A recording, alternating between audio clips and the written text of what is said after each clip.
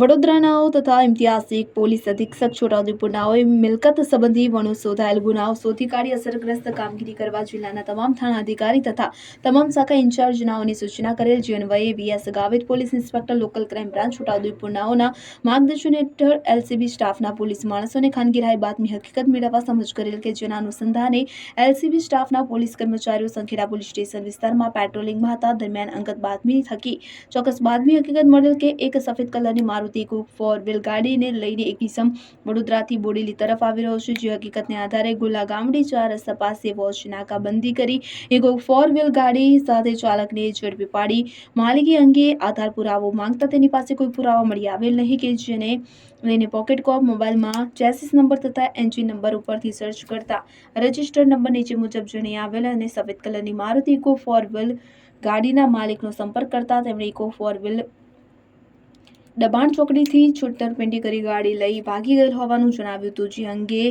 ગુનો દાખલ કરી વધુ કાર્યવાહી હાથ ધરવામાં આવી છે. રિપોર્ટર પ્રશાંત પરમાર, સંખેડા.